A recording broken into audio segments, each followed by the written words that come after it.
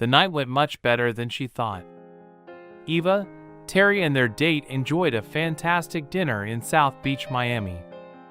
It was really the company that made it special, not just the food.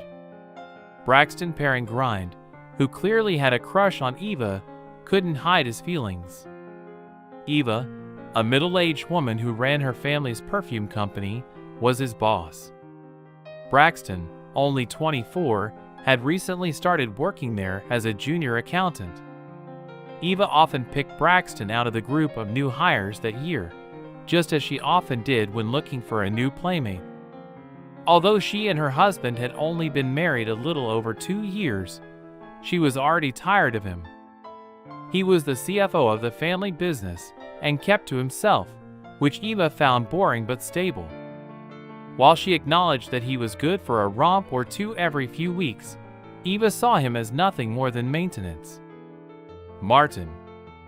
Eva's husband was tall and slim at 6 feet 2 inches and kept fit by swimming daily. Eva admitted that she married him because she needed financial stability and the love and support of a good man to succeed. It wasn't that she didn't love him, she did, but she felt she needed a younger man to satisfy her in bed. Eva was the top spokesperson for sachet fragrances, always in the spotlight of TV ads and magazine spreads, even at 45. She made a big impact in both her business and personal life before marrying Martin. She kept her after-hours affairs well hidden, and Braxton was her latest attempt to find a new companion. This was their first date, and Eva, in her first extramarital affair, wanted to make sure everything was okay. Braxton had been thoroughly vetted by Eva's security team, a routine for all the men in her life except for one college breakup. His background was spotless, which Eva found appealing, but she was eager to get to know him beyond the background check. Despite his role as an accountant, Braxton was quite charming and polite, which was especially noticeable when Eva stopped by Martin's accounting department. He stood out with his broad shoulders, stylish suit, and modern aura, which contrasted with the old-fashioned style of her husband, Martin. Martin married Eva out of deep love, seeing her as the most beautiful and intelligent woman, and Eva felt the same after dating for almost a year. Martin proposed to her, and Eva happily said yes. At first, Martin didn't want to work at Eva's company, but as they became engaged, he became more involved when the company needed to convert some debt into private stock. Martin was key to making it a success.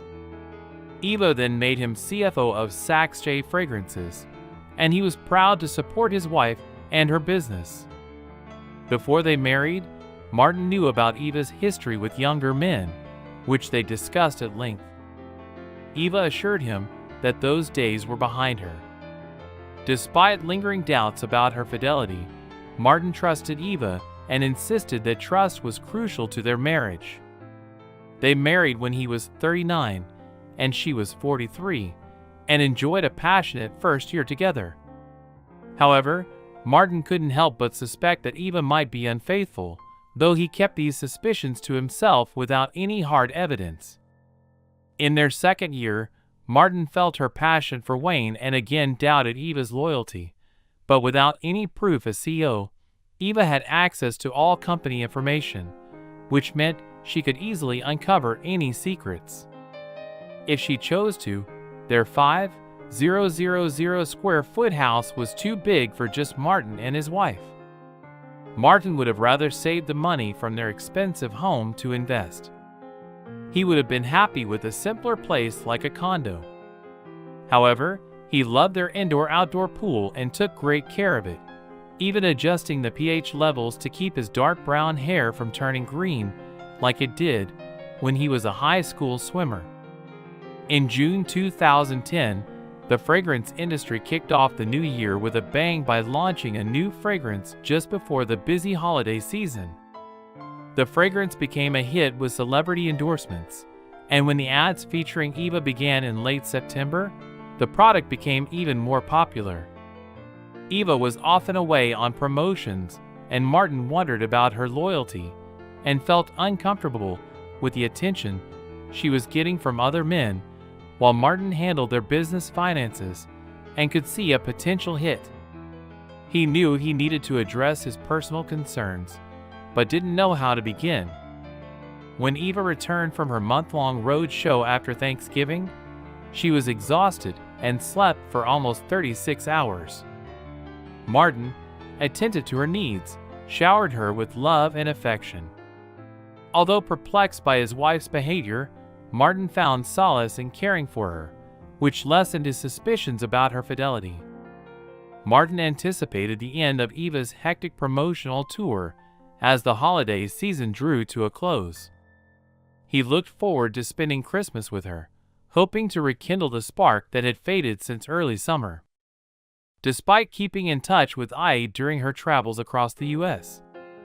and Europe promoting the new product line, Martin couldn't shake his doubts about her loyalty. While she was away, he had discreetly installed micro cameras throughout the house. He only discovered their exact locations when he reviewed their feeds one evening before A's return. Even then, the camera's advanced tracking, zooming, and focusing features made it difficult to pinpoint their exact locations.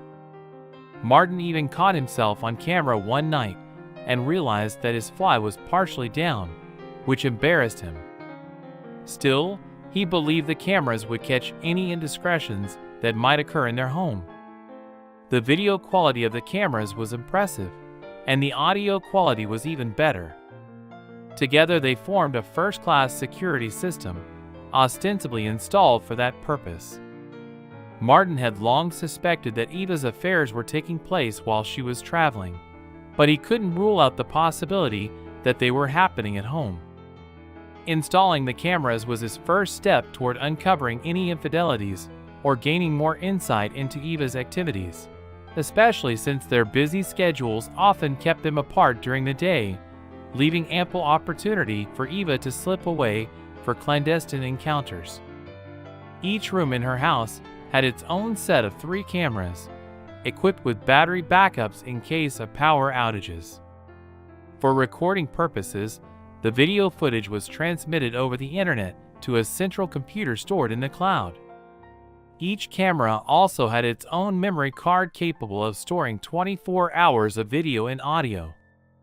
These cameras were wirelessly synchronized with the main computer in the cloud, which only Martin could access with his password. Special software allowed him to view the footage from each room in split screens, or focus on specific feeds with panning and zooming functions. It was a sophisticated yet user-friendly setup. As Martin watched the replay of himself entering her home with his fly partially down, he wasn't hoping to catch Eva in any compromising situations. Instead, it was his cautious approach to prepare for all possible scenarios. The thought of a video showing the CEO caught in a scandalous affair would certainly tempt the tabloid editors if they ever got wind of it. Martin hoped that the mere possibility of such evidence would make Eva understand the consequences. After the holidays, Martin noticed Eva's absence at dinner several times, which made him feel uneasy. He was grateful for the presence of the cameras, which gave him peace of mind. Although Eva and Martin enjoyed a wonderful Christmas with lots of presents and a rekindled love life, Martin sensed a change in Eva when she returned to work. However, when he reviewed the camera footage and audio recordings daily, they reflected only love and affection between them. When Eva asked Martin to visit the factory in China at the end of January to ensure quality control and compliance with company standards, he suspected ulterior motives behind her request. Despite his suspicions, he agreed to the trip but remained cautious. He would be gone for 2 weeks, which he felt was enough time for Eva to possibly entertain one of her lovers at home while he was conveniently out of the country. This time, however, he assured himself that he had the cameras to keep an eye on things. Early on the day of his departure, Eva woke Martin up with a BJ, which wasn't unusual for her. Martin, now even more vigilant, was relieved that the cameras had been installed by the time Martin left on his trip to Asia at the end of January. Eva had her own plans. She wanted to invite Braxton to her house for dinner instead of going to one of the fancy restaurants in South Beach. She was confident that she wouldn't have to seduce Braxton since he had already shown interest during their previous dinner. Having her lovers come to her gave Eva a sense of control and power over the situation. Braxton was determined for Eva to see her husband Martin as insignificant. He didn't find Martin physically intimidating and believed he couldn't satisfy Eva's desires. Braxton saw himself as the better man to meet Eva's needs. He viewed his size and performance in bed as superior and was confident that he could satisfy Eva in a way that Martin couldn't. Braxton also saw his relationship with Eva as a potential stepping stone to advancing his career, with the goal of securing the CFO position with her support. At noon, after Martin's departure, Eva summoned Braxton to her office. Braxton wasted no time in arriving, eager to comply with Eva's request. Eva valued punctuality and liked her men to stick to her schedule. Braxton, thank you for being on time. Leeton, get down to business. Would you have dinner with me at my place tonight? I want to go over the sales figures for our new fragrance from last quarter. Please be there at 7 o'clock and bring the sales charts. Of course, I'll bring all the sales data. You've done an excellent job with the promotion, Mrs. Terry. Thank you, Braxton. Just call me Eva when we're alone, like tonight over dinner at our meeting. Get the address from my assistant on your way out. Braxton left a little disappointed by the lack of flirting. He thought their last date had gone well, but maybe Eva needed to keep things professional to avoid suspicion. Still, he was sure of what would happen later. Eva's gestures indicated her desire, like licking her lips and twirling her hair. She was careful not to be too obvious, maintaining a coy-like demeanor. Eva had a full security team watching her every move, both electronically and physically. Martin didn't know about the monthly bug sweeps of the house, but he was aware of the physical security measures. Her team discovered the hidden cameras soon after Martin installed them. Eva didn't want to expose them, preferring to control the situation. She saw it as a chance to manipulate Martin into thinking she was faithful.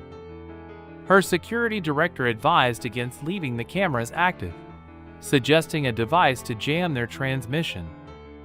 Instead, Eva amusingly noted that Martin would have no proof of her infidelity because of his own surveillance. She ordered the jamming device installed. Amused by the irony of the situation, when Eva arrived home at 4:30, she relaxed in the large tub with a glass of Chardonnay. The warm water and bubbles lulled her into a state of bliss. By 5:30, she felt completely relaxed in her robe. She had already told the cook to prepare dinner and wanted to make sure everything went smoothly. She also needed more wine and decided to get it herself instead of asking the butler. "Martha, is everything ready for dinner tonight?" Eva asked as she entered the kitchen. She saw the table in the dining room set for two with candles, just as she had requested. The settings were perfect. They started with lobster bisque, followed by a wedge salad with blue cheese and chili, and sea bass with almond green beans. It was one of Eva's favorite meals, especially with the lemon rosemary finish on the fish, which paired perfectly with the wine she had chosen. Martha had prepared everything in the kitchen, so all Eva had to do was turn on the ovens and burners at the right times. She was confident that dinner would be delicious. Eva thought Braxton wouldn't mind helping her serve a few plates while they enjoyed their wine while waiting for dinner. She was feeling mischievous tonight, enjoying the decadence of the moment. The idea of controlling the excitement of a forbidden act thrilled her. Around 6:15, she returned to her bedroom to get ready for the evening. With a click of her remote, she disabled all of Martin's cameras, ensuring complete privacy for anyone watching. The screens would only show static. Her calendar showed a dinner appointment with a new client with the cameras off. Another scene was about to unfold as she sipped her wine. Looking at her closet, she pondered her choice of outfit. A business suit felt too formal, while a short skirt seemed too risque for her status. However, her new red dress paired with heels and pearls felt just right. She had bought the dress in Paris during her publicity tour, and it was unique. She was happy to have found it. She briefly wondered what Martin would think if he saw her in this state, flushed with desire and eager for passion. But she pushed these thoughts aside. Only younger men could satisfy her need for intensity. She was confident that Braxton, like a lion, would be eager to engage in passionate lovemaking, and she anticipated multiple encounters in her own bed. As a married woman, she didn't dwell on the consequences of her affair. Instead, she felt entitled to pursue her desires without guilt. She finished getting ready when the doorbell rang just before 7. Her date was on time, which boosted her confidence and desire. Knowing that she was in charge, she casually walked downstairs according to her instructions. The cook and butler were already gone. Braxton looked quite attractive in his powder blue shirt with a few buttons undone. Ava had to remind herself that he was all hers for the night, even if business matters had to come first to invite him in. She was pleasantly surprised to see that he had brought a bottle of wine and flowers, a gesture that warmed her heart. She wasn't used to such romantic gestures, except from her husband Martin. It touched her deeply. None of her previous affairs had ever contained elements of romance, which she found exciting. She offered him a drink, pouring herself another glass of Chardonnay for the evening, while Braxton politely declined, opting for sparkling water. Instead, she double-checked her instructions from Martha to make sure everything was perfect as she began to make the soup. Meanwhile, Martin had landed in Tokyo and was waiting for his next flight to Beijing. When his phone alerted him to a problem while he was checking details, he found that the cameras had reported a malfunction. When he tried to access the main server, he was stunned to find that the feed from the cameras was offline. He checked a secondary screen, which showed that the cameras had power, but were only transmitting white noise. Frustrated, Martin tried every button in the app, including the advanced option he'd never touched before, but nothing fixed the problem.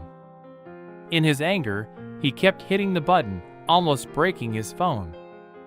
The cameras had chosen the worst time to fail, so he gave up on the app. He decided to talk directly to the security representative, who had claimed the equipment was bulletproof, and demanded a refund.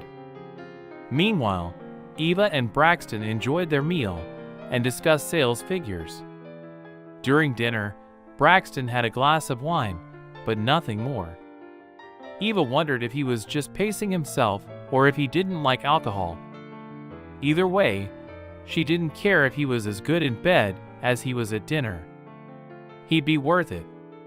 During the meal, Eva subtly flirted with Braxton, running her stocking-covered foot up his ankle. She was confident. He seemed surprised at first, but then smiled and focused on the sales figures. It felt like a game of cat and mouse, with Eva playing the cat. "Braxton, are you interested in older people?" she asked, putting her high heel back on. "Only if the older woman is you, Eva," he replied casually. "In that case, since we have a mutual interest, perhaps we should go to my bedroom. I'm getting a little tired. It's been a long day, and I want to go over the sales projections for the first quarter. What about your husband?" he asked quickly. "Martin." She glanced at her watch. "He should be boarding his flight to Beijing soon," she answered simply. "Lead the way, my love," Braxton said, taking her hand as they entered the master bedroom. Braxton marveled at the unique furnishings, all carefully chosen to reflect a CEO's taste. Eva settled into a high-back chair in a cozy sitting area away from the bed, crossing her legs and dangling one of her high heels. "Would you mind helping me out of my heels, Braxton?" She climaxed again, "and this is why I prefer younger men." At one point, she thought she had had enough, but Braxton ignored her signals to stop and continued his relentless pounding. He screamed, "I own you now, witch." She began to hurt, but Braxton continued. Braxton had pushed her to her limits, almost beyond what she could handle. She vowed not to underestimate him again, to see him as a potential long-term lover and not just a casual fling. The idea of a long-term lover made her blush and tremble with fear, consumed by guilt for her first affair since marriage. No longer carefree as in her single days, she felt the weight of her commitment to Martin. Strangely, in the midst of her thoughts of betrayal, she realized how crucial Martin's trust was. Even after experiencing intense pleasure with Braxton, Eva fought the urge to scream at Braxton to leave, knowing he wouldn't understand her feelings of betrayal. As Braxton gathered his clothes, Eva lay in bed, quietly whimpering. What had she done? She had not only tainted herself, but her marriage as well. Martin had been her first choice for marriage, offering intellect and love, if not much charm. As she thought about his support during her hectic promotion, she wondered if he was really so bad after all. He had 2 of the 3 qualities she desired, and he loved her. Who else would tolerate her after her demanding month-long promotion, or provide such support both professionally and emotionally? Braxton silently acknowledged her signal to leave as he exited her bedroom, his satisfied grin revealing his confidence in their future encounters. He left his socks behind, wondering if the housekeeper would discover them and mistakenly include them in Martin's laundry. Meanwhile, Martin's frustration grew as he stepped off the plane in China. Still troubled by his malfunctioning cameras, he hesitated to call Eva, realizing it was late in Miami. What could he learn from her? Probably nothing substantial, she would admit. "I had a great evening and slept with a younger man." During the drive to the hotel, Martin began to believe that Eva, or more likely her security team, had discovered the cameras and disabled them. He wondered why they would do that. The thought of Eva betraying him was deeply unsettling. It could ruin the partnership they had so carefully built, based on trust, honesty, and the principles of fidelity they had thoroughly discussed before getting married. Despite his doubts and suspicions, Martin knew he would need solid proof the next time his trip to China turned out to be dull. He went through the motions, checking figures and inspecting the assembly line. Even though he knew little about fragrance production, he managed to fake his way through conversations, but his host saw through his lack of expertise. 2 weeks later, he returned home, expecting Eva to be out of town. She greeted him at the airport in a stunning red dress, as if she had just come from a publicity tour with pearls and high heels. She greeted him warmly. "Hey, Marty, I'm so glad you're back. I really missed you." She hugged him tightly and planted a deep kiss on his lips. Martin was surprised but delighted by her affectionate welcome and kissed her back with equal fervor. As they pulled apart, he couldn't help but wonder if her enthusiasm was driven by guilt. "I missed you too." "What's with the big welcome?" he asked. "Oddly enough, I just missed my husband." "That's all," she said, pouting slightly. "Of course, I missed you too. Are you hungry?" Leeton went home. Martha made dinner.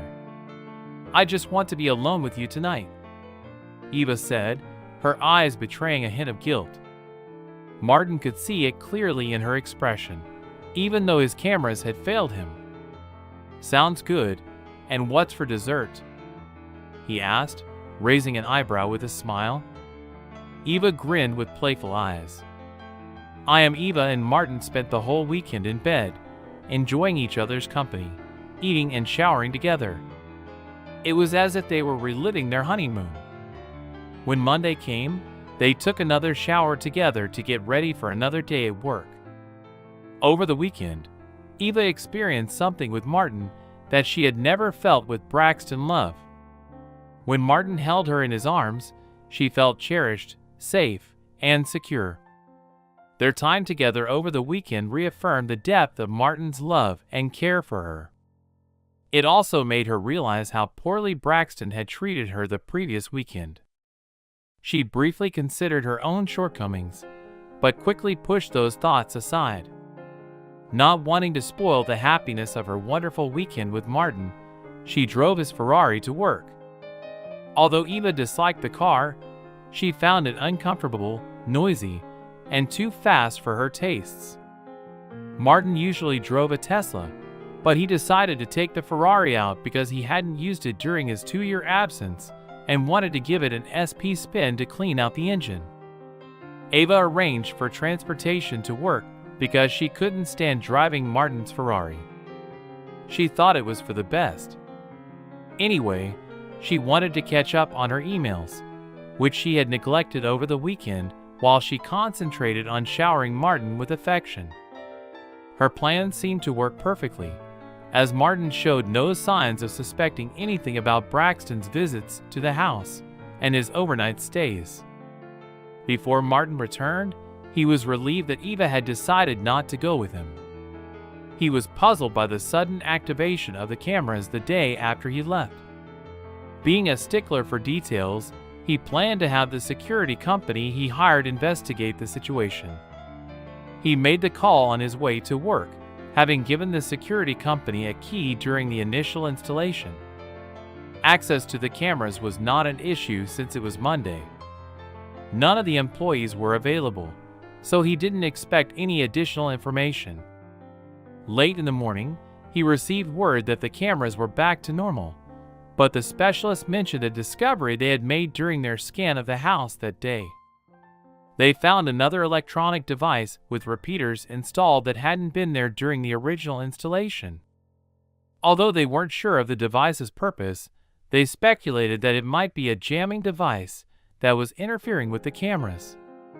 Martin immediately connected the dots and concluded that Eva's security team had found the cameras and neutralized them. Martin felt a sinking feeling in his heart. He understood the gravity of Eva's awareness of the cameras. Now he was convinced that Eva was having an affair in her own home.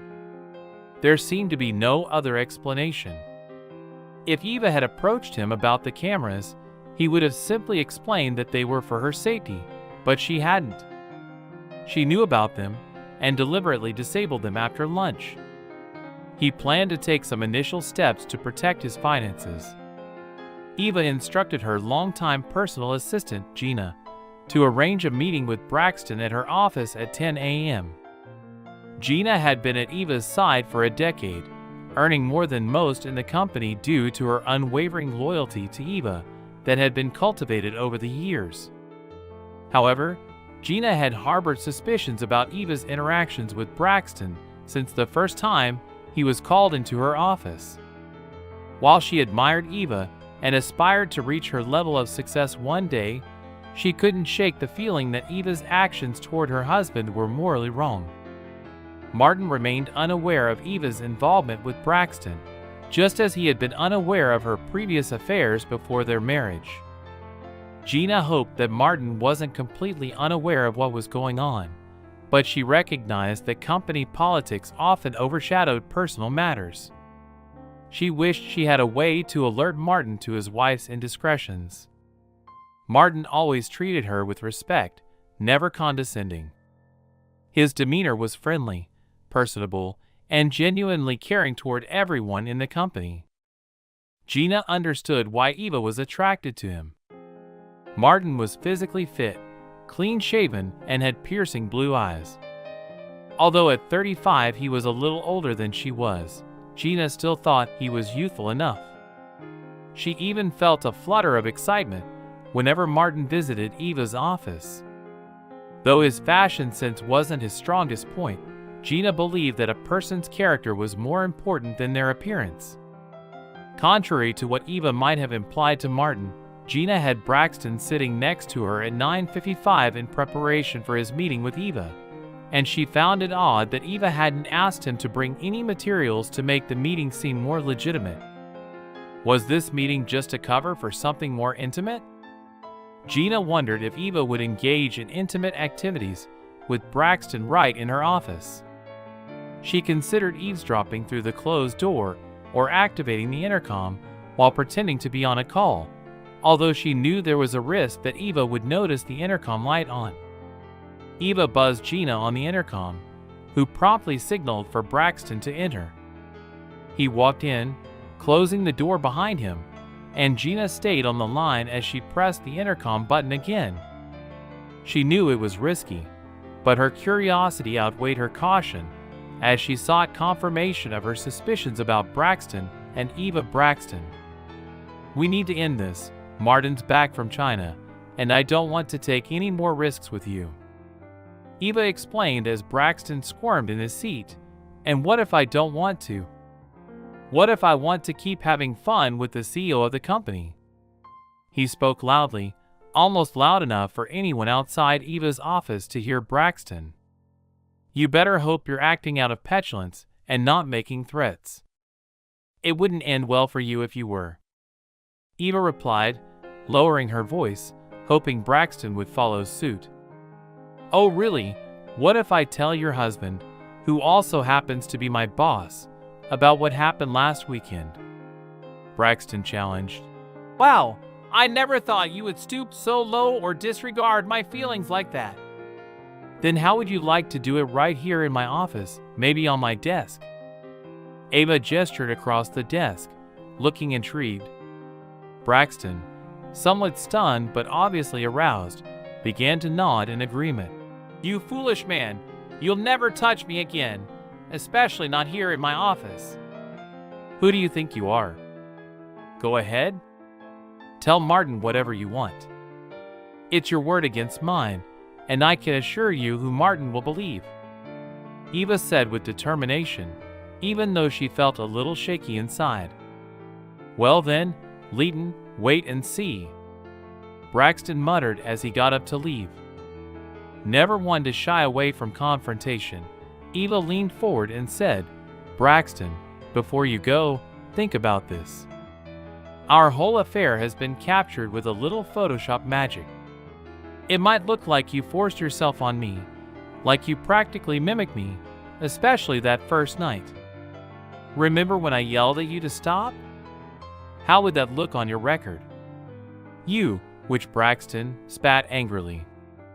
"I am, and I accept that, but we're done, and so are you. I suggest you start looking for your next job and leave the company peacefully if you know what's good for you," Eva said, turning her attention back to her desk and dismissing Braxton. Gina silently hung up the phone when she heard the entire exchange. Braxton slammed the door as he left Ava's office, startling Gina, who immediately called Ava. "Ava, are you okay? Should I call security?" "No, Gina, everything is fine. Just a little misunderstanding about the direction of the company. Nothing to worry about, but thank you for checking on Braxton." Mr. Pargon was disappointed with the way things turned out. "If you're sure everything's all right, can I get you something, maybe a cup of tea?" "Actually, that would be great." "Thank you, Gina. You're the best." Gina went to make Eva's tea. She had confirmed her suspicions about what had happened. She also knew that Braxton was finished.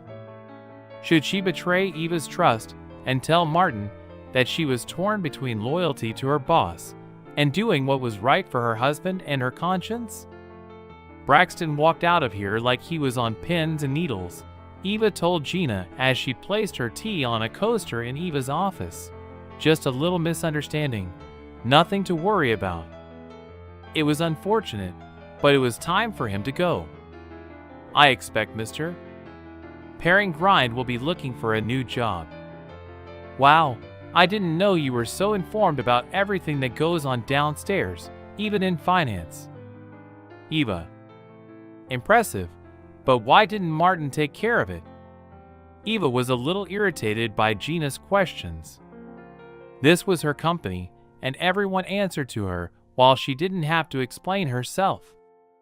She thought it might be wise to calm Gina down instead of dismissing her. Well, sometimes when advice is given but ignored, it's best to address it immediately. I saw a problem brewing, so I took action. Gina kept going, so Martin told him what to do, but he didn't listen. A took a slow sip of her tea. Thank you for the tea. Gina. I have to go over some photo shoots. Please have Michelle come in at 11 sharp. Thank you. Gina was dismissed, as was Eva's custom. As the conversation ended, Gina felt unsettled by the encounter. She left Eva's office gracefully, but with a burning feeling inside. How could this woman treat someone like Martin so unfairly? Back at her desk, Gina called Martin. Hi, Martin, it's Gina, she whispered, even though no one else could hear her. Can we meet for lunch at 12:30? I need to talk to you. It's really important, okay, Gina? How about Tres Amigos? On the 3rd floor, you said 12:30? Yeah, that works. Thanks, Martin. Sorry for the short notice, but we really need to talk. No problem, Gina. I'll see you at 12:30.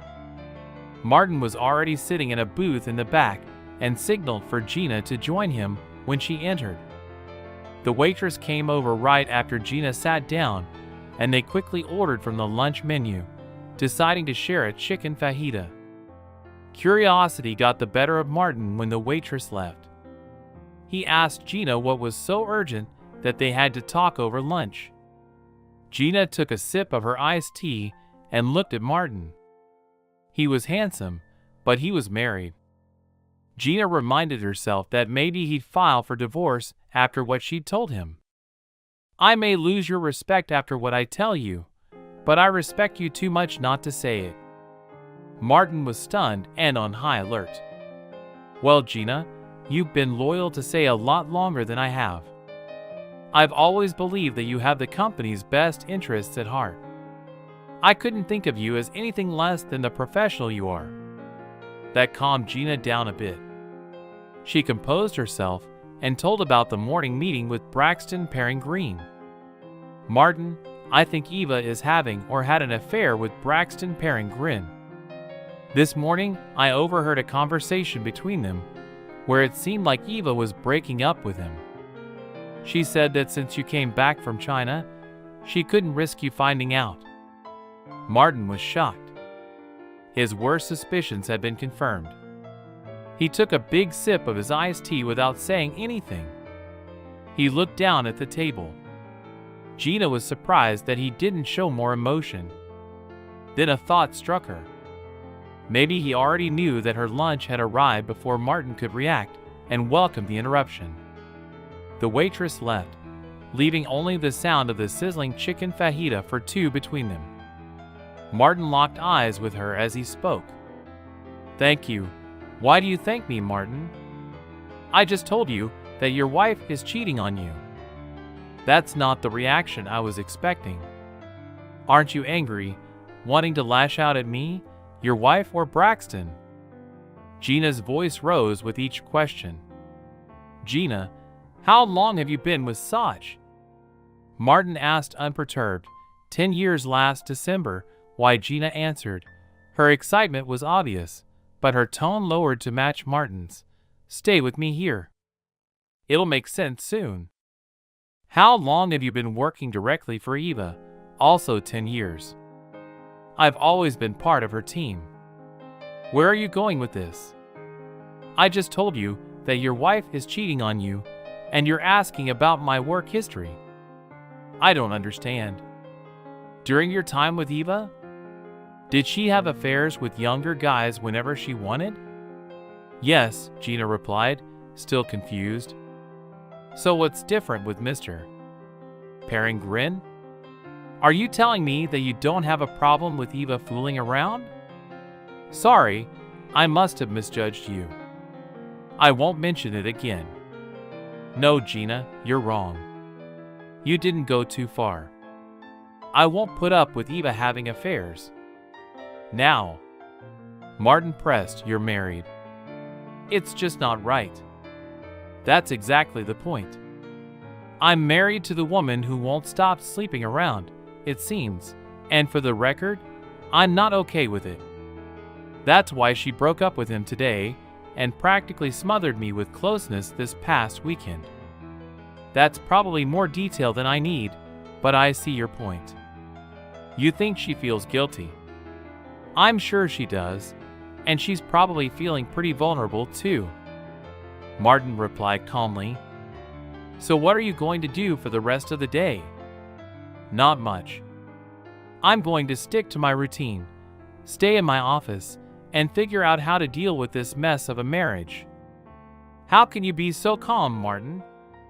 Seriously, I had a boyfriend once who did something similar, and even though I'm not married, I was crushed, spent the whole weekend drowning my sorrows in Starbucks ice cream. Gina, I knew who Eva was before we were married. I mean, I knew about her lifestyle. I can't say I really knew her, although she swore she had changed, that she was ready to settle down with just one man, me. I believed her, thought I could trust her, but she's like a chameleon. She can change her colors to fit in anywhere. Martin continued. Gina, you've gone above and beyond today by telling me all this. I owe you a lot, and I'm going to tell you something, but you have to promise not to say a word to anyone, not even Eva. Can you keep this between us? Absolutely, that's a matter of course. Gina looked a little pale, then seemed to be lost in thought, although I guess I already broke Eva's trust today by telling you her secrets. So I understand why you're asking, Gina. I may have misjudged Eva, but I know I can trust you. I had cameras installed in our house while she was away on her promo tour, a camera that Gina was shocked to see. I had a feeling that Eva was fooling around, or at least thinking about it. All the signs were there.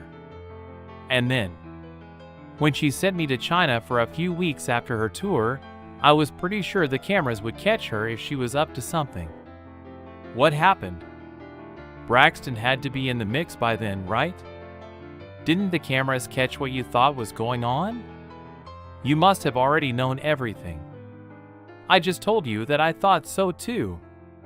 Martin said, sounding serious, but somehow Eva must have found out about the cameras and had some technology installed in the house to turn them off whenever she wanted privacy for her affairs.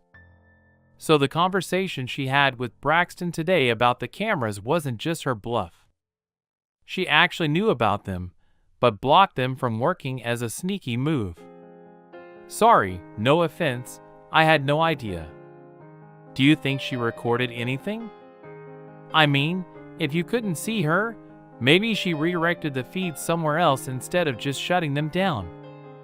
Gina, you're onto something. I didn't even think it was subtle, but maybe there's some truth to what she said. I don't know all the technical stuff, but it's possible I'll call my security company again and have them check those boxes. I was too upset about Eva blocking the cameras to think about other possibilities. Thanks, I have to run, Martin, and I'm lost in all this tech talk, but you've shown me a whole new side of Eva I never saw coming. It's crazy how far she would go to deceive you. I may be no saint, but I can't stand by and watch someone as decent as you get played. Eva, you're too good for that. I'll take our conversation today to my grave. Gina hurried out, while Martin stayed to drink more iced tea and pay the bill. He took his time getting back to the office. It seemed that Eva had moved on to another young affair. Even though she had ended things with Braxton, she always thought she could outsmart him and get away with it. Maybe she'd lay low for a while to avoid suspicion, but Martin was sure she'd go back to her old ways. As soon as things calmed down, the fact that she had disabled the cameras to hide her affair proved that. Back at the office, Martin checked his voicemail. Eva had left a message saying that Braxton Perrin-Green was no longer with the company and that he should discuss his exit package with HR. No explanation was given. Martin would have to come up with one, which shouldn't be too difficult given the situation. He had slept with the wife of his boss. There must be a box to check on the form, he thought. At 5, he called Braxton into his office. Braxton, it's come to my attention that you've been falsifying company expense reports. Unfortunately, we have a strict policy against employee theft. Effective immediately, your employment is terminated. Please gather your personal belongings and leave within 10 minutes. Security is on standby to ensure that you take only your own belongings. You clueless fool. You're just following your wife's orders. Braxton spat forgiveness. Martin replied calmly, questioning his accusation. You heard me. You're firing me because I slept with your wife, and now you're trying to save your marriage. You're right, I'm firing you because she's my boss. Thanks for admitting that you slept with AA. I hope it was worth it. Martin replied emotionlessly. You're nothing but a weakling. You got that right. I showed your wife a good time, something you could only dream of, and she kept coming back for more. What does that say about you as a man? Braxton was firing on all cylinders now, feeling like he still had power over Eva.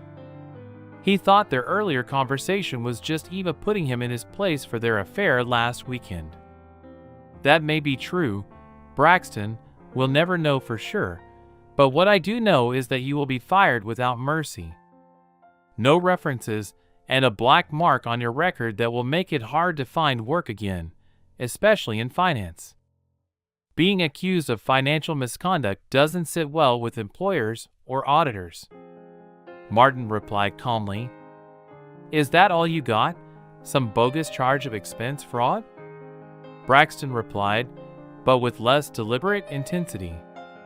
Well, that and the fact that you just admitted to sleeping with the top executive who happens to be my wife. I think that's enough, don't you? Martin replied. Don't you care about your wife? You idiot, Braxton asked. Not particularly, do you? Oh wait, you thought you were some big shot stealing her from me. I must have misunderstood your rant back there. You thought you could take my prize away from me. Martin replied sarcastically. So you're not mad at your wife and me for having an affair, and you think I'm better in bed than you really are? Pathetic, Braxton said, losing momentum. No, not angry at all. In fact, I feel kind of relieved. If you want Eva, she's all yours. It seems like she was never really mine anyway. I just borrowed her. Go ahead. Call her whenever you feel like it. She's had plenty of guys like you. Honestly, you're just another name in her little black book. She's already moved on to her next conquest. Didn't she hint at it this morning? Sure, she's pretty, but she's high maintenance and I can't afford the upkeep. Braxton lost his bravado. He thought maybe he could provoke Martin into a fight, knowing he could easily win, especially against a college swimmer who was no match for his wrestling skills. I'll just pack my things, Braxton said, quietly defeated. One last tip, Braxton, you might want to get yourself checked out. I never take risks. Now get out of my office. You scumbag, Martin spat, even though he knew Eva was probably clean. But he had another surprise for Braxton. Braxton gathered his things and left the building. About 20 yards from his car. He reached for his keys to open it. As he pushed the button, the car exploded into flames. It bounced off the ground before settling back down, burning fiercely. Even the tires were on fire. If he'd been a few feet closer, he realized he'd be dead. He had to admit that he might have picked a fight with the wrong guy and angered a very powerful adversary in Eva's husband. The weekend was cool between Eva and Martin. She shrugged off Braxton's car incident as bad luck. Martin wasn't himself, so Eva tried to talk to him on Saturday, but he remained distant. On Sunday, Eva sensed that something was wrong and suspected that she knew what it was. She decided not to push him, hoping he'd open up eventually, figuring that Braxton had told Martin about her affair. If Martin didn't want to talk to her, she had to assume he already knew that Braxton wasn't afraid of Martin. He spent the weekend reminiscing about Eva and pining for her. More than any other woman, he was drawn to the challenge of winning her. Even though she was married, she longed to give herself to him. Braxton didn't care about his old Honda. The fire department handled the car fire, and the insurance company would replace it. The police investigation found nothing significant except some burned wires near the fuel pump as the likely cause, while Martin plotted a plan to take down Eva and Braxton. He wanted to make Gina the face of Soch fragrances and take over the company. His strategy was simple but effective. It would secure his future and his sanity. His elaborate plan with expensive cameras was useless. Martin realized that given enough time, Eva wouldn't remain faithful. He had plenty of time, which he spent working tirelessly, week after week. Despite Eva's attempts to cling to him, he kept his distance, showing her no affection or emotion. It was hard to resist her allure, but he persisted for 6 long weeks until Eva finally gave in to her desire for affection. After 6 weeks of Martin's silent treatment, Eva wavered. She called Braxton and arranged to meet him at her house at 6. Braxton, knowing it was a booty call, prepared and arrived promptly to find the house dark. Braxton wondered if anyone was home. Eva answered the door, using her key fob to disable the cameras, and quickly let him in. She informed him that Martin was at a conference until the next day, but made it clear that Braxton would have to leave as soon as she was satisfied. Braxton understood that it was a simple setup. He abided by Eva's rules. Eva handed Braxton a glass of wine and laid out the terms of his not staying the night. He had to please her, and then he'd leave. When she said that, Braxton nodded in agreement, clearly understanding the terms, then finished his wine and got to work. "You almost cost me my marriage. Make this count, Braxton, or it will be the last time you ever have me." "I mean it," Eva abruptly declared as their encounter ended. "I'm done for the night. Get your clothes and get out of here." Braxton felt used, though he enjoyed the experience somewhat. "So what am I?" "A human Johnson who says you get to call all the shots," he replied. "I am leaving now. I'll lock the doors when you're gone."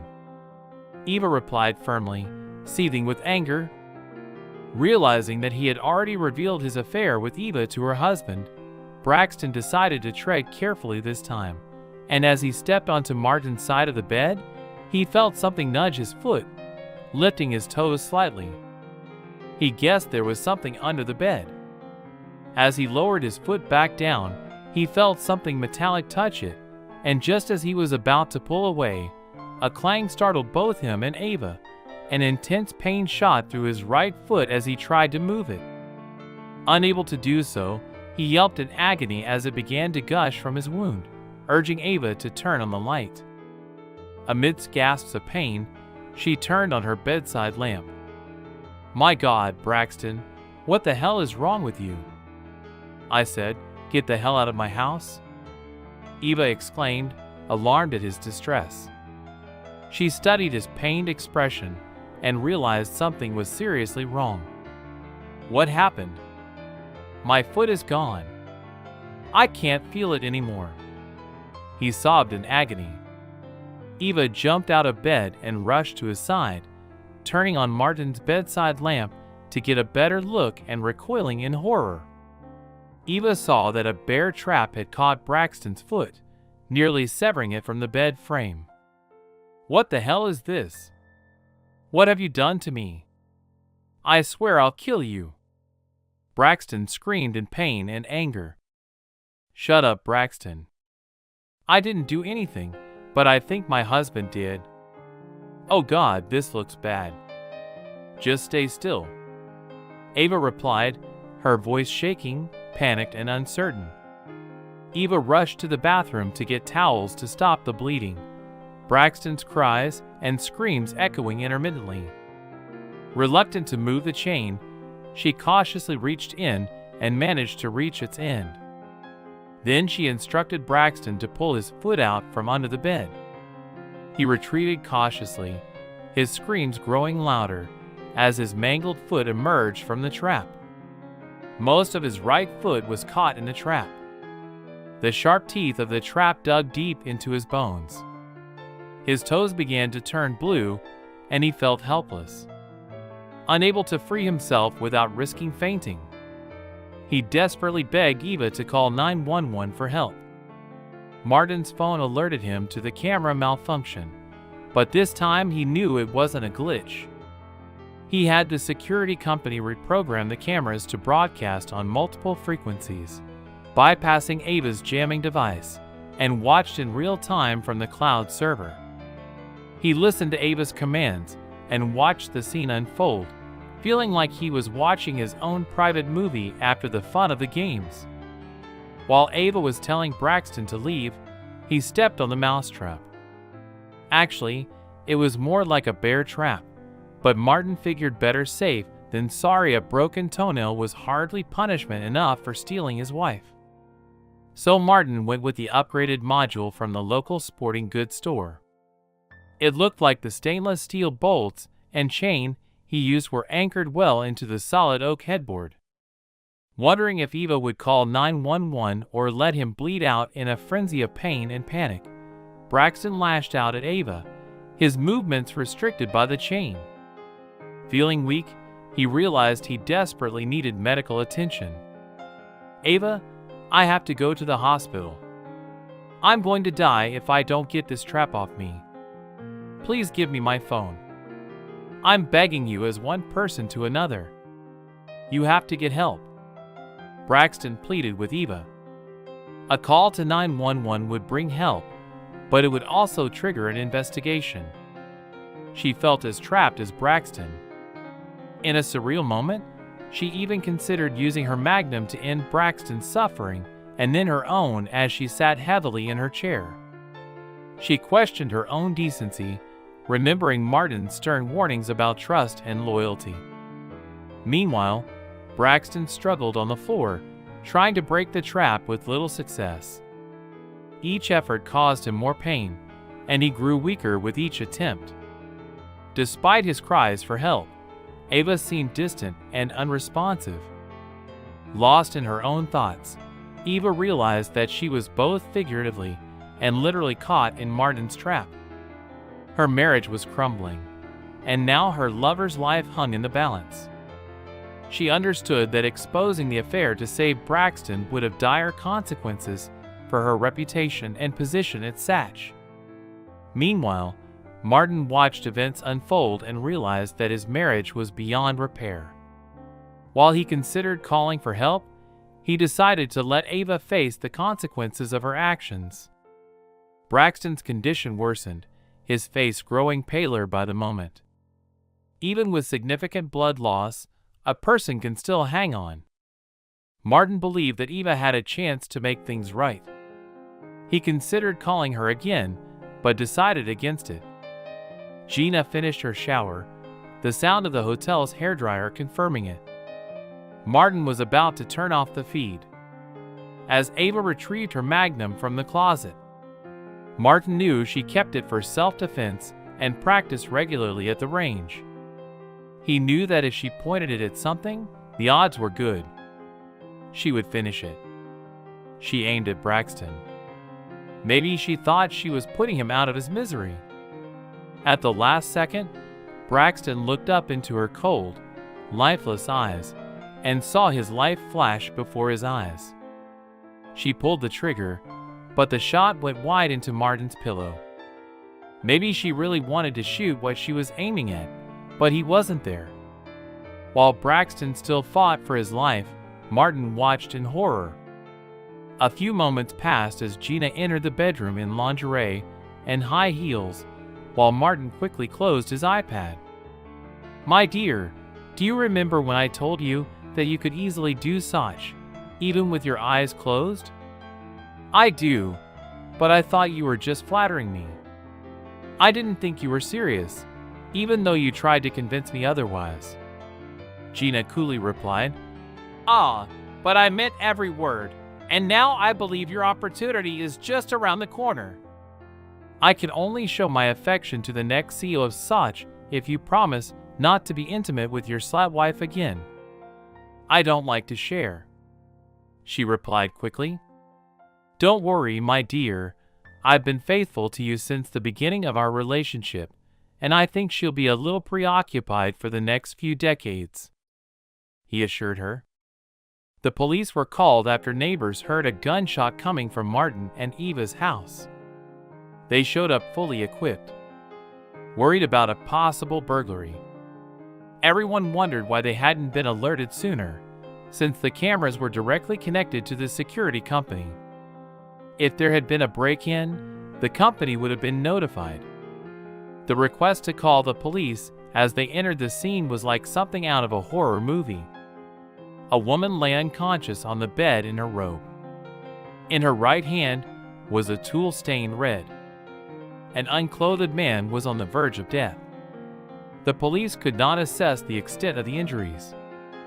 They immediately called for paramedics and the fire department as they assessed the situation. As they checked each room, they waited for more emergency personnel. They found the man among them, trapped in a bear trap attached to the bed. Police speculated. It seemed like a kinky encounter gone wrong, though they couldn't be sure. Eva seemed physically okay, but she couldn't talk. The police tried to question her, but decided to send her to the hospital with the paramedics. The unidentified man trapped in the bear trap was eventually freed by the fire department. Using the jaws of life, they proudly opened the trap to free his foot, which was hanging limply as they placed him on a stretcher for transport the next morning. Ava had recovered physically, but her mental state lingered. She remained mute. The bear trap was considered a lethal weapon. Eva was charged with causing bodily harm and failing to help Braxton when he was seriously injured. She was also charged with illegally discharging the magnum. She was incompetent to stand trial and was sent to a psychiatric hospital for treatment, where she remained for the rest of her life. Braxton survived, although he lost about 2/3 of his right foot. He was in critical condition. He kept blaming Eva's husband for setting the trap, but no one paid attention. After all, he wasn't supposed to be in bed with another man's wife. The police thought he was stupid enough to mess with a married woman. He got what he deserved. Martin successfully convinced the board that Gina should step up as the new face and leader of Soch Fragrances. A decade younger than Ava, Gina brought a vibrant energy that would be missed if Ava couldn't return. Gina was intimately familiar with how Eva ran the company. Having served as her personal assistant and knowing all the key players in the industry, the board agreed, wanting to maintain stability and distance themselves from any potential scandal. During Eva's absence, Gina proved both her beauty and her business acumen in leading fragrances. She launched a new fragrance called Secrecy, which quickly gained popularity. She promoted it much as Eva had done with her last fragrance, but with one notable change. Martin, her husband, accompanied her on every step of her 3,000-mile promotional tour. As for catching rodents, the simplest solution is indeed the basic mousetrap: just the right size for the job.